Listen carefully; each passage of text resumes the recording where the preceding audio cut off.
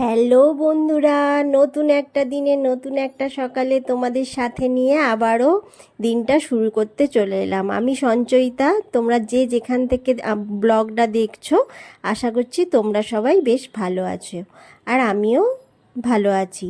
তো আজকে বাসি কাজ সমস্ত করা হয়ে গেছে। কাজ সেরে তাড়াতাড়ি করে আমি আগে বিছানার চাদরগুলো সব ভিজিয়ে দিচ্ছি। 4টে বেডশিট জমা হয়েছে, তো সেগুলো সমস্ত কাচবো। আর একটু দেখলে যে ডেচকিতে করে জল গরম দিলাম, তো ওটা উষ্ণ গরম জল, তো সেটা দিয়ে দিলাম। তাতে কী হবে বলো তো, জিনিসগুলো বেশ সুন্দরভাবে ছাড়বে। আর একটু তো বর্ষাকাল পড়েছে, তো স্যাঁতস্যাঁতে হয়ে থাকে, তো সেই জন্য একটুখানি হালকা উষ্ণ গরম জলে সমস্ত বেডশিটগুলো ভিজিয়ে দিচ্ছি, দিয়ে কিছুক্ষণ রেখে তারপরে কাচবো।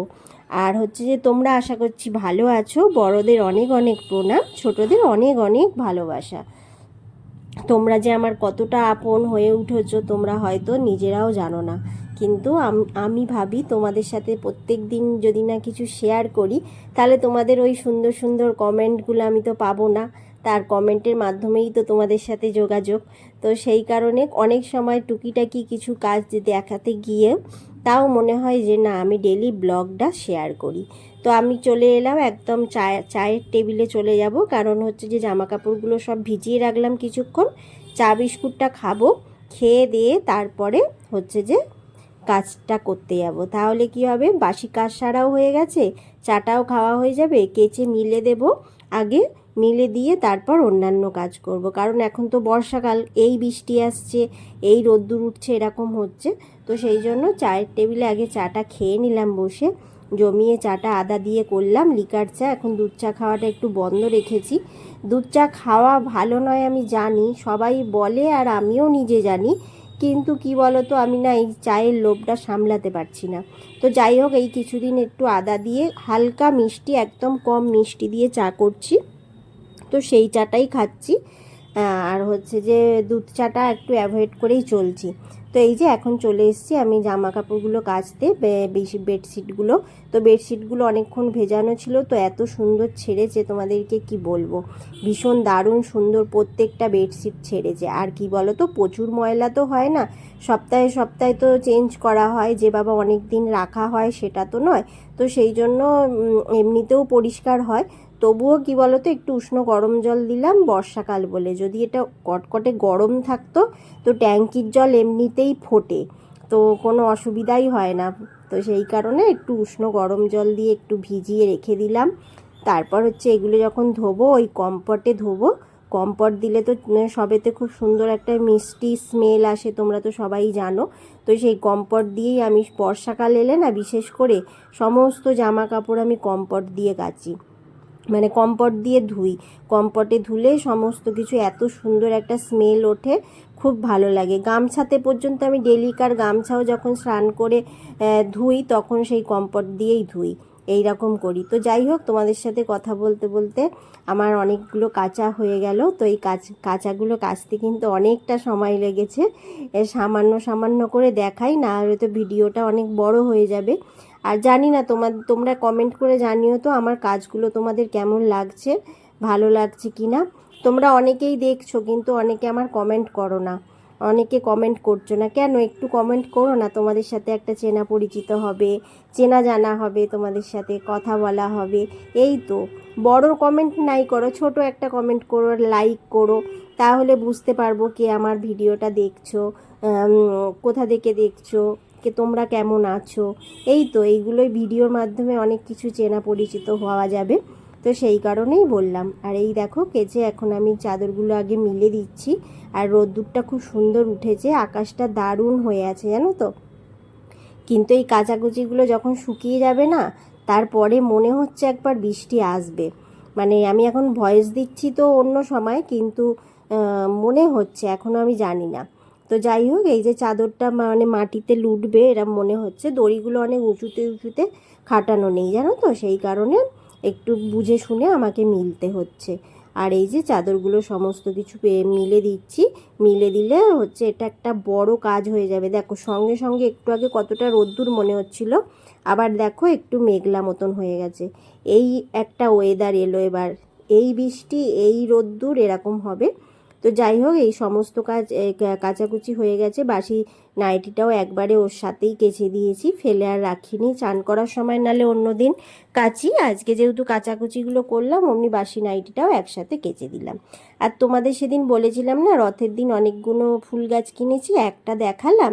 তো এই দুটো ফুল গাছ কিনেছি, আর ওটা আগের ছিল। তো সেই কাপড় জামা মিলে দিয়ে ছাদে একদম গাছগুলো তোমাদের সাথে শেয়ার করলাম, করে হাত পা ধুয়ে ভালো করে এখন আমি আটা মাখতে চলে এসেছি টিফিনের জন্য।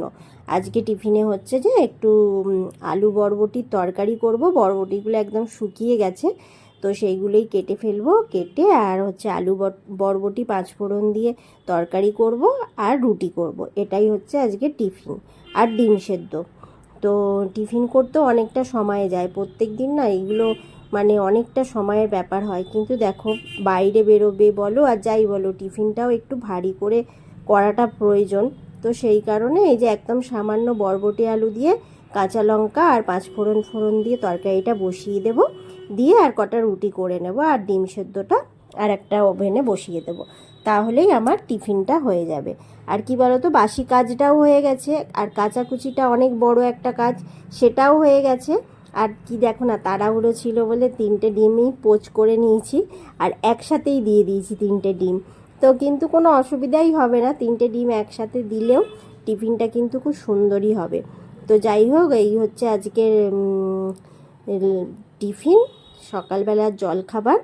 বাঙালিদের মতে যেটা বলে জলখাবার, তো সেটা বলাই ভালো। তো জলখাবারের এটাই ছিল, বরবটি। আর মেয়ে হচ্ছে এই প্লেটটা নতুন কিনেছি তো একটু বলছিল, তো সেই জন্য আমি বললাম খেতে কিন্তু একটু অসুবিধা হবে, এতেই একটু সাজিয়ে দিচ্ছি বলে সাজিয়ে দিলাম। আর দেখো, নিজের গাছের জিনিস খেতে কার না ভালো লাগে, তাই না বলো? আমাকে